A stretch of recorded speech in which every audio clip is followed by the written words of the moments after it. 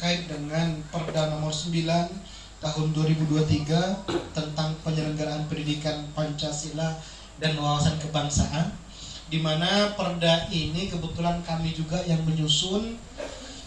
Maksud dan tujuannya adalah bagaimana kita mengingatkan kembali kita, keluarga, masyarakat kita sendiri terkait dengan pentingnya untuk mengamalkan kembali nilai sila-sila Pancasila, baik sebagai pribadi, sebagai kepala keluarga, sebagai aparat, sebagai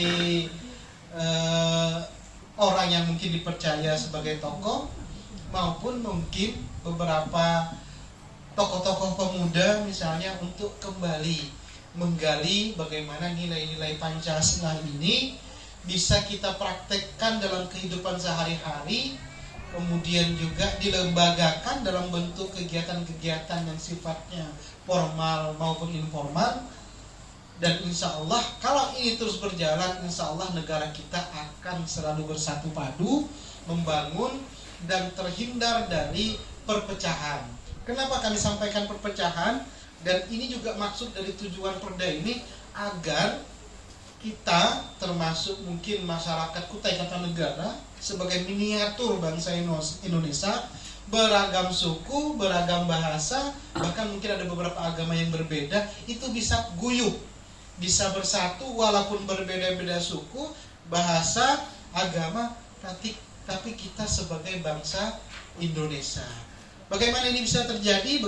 Bagaimana bisa ini kita jalankan? Ya, salah satunya adalah bagaimana kita kembali mengingat, kemudian merenung kembali, menghayati sekaligus juga mengamalkan berbagai nilai-nilai Pancasila dalam kehidupan sehari-hari sesuai dengan tugas dan fungsi kita.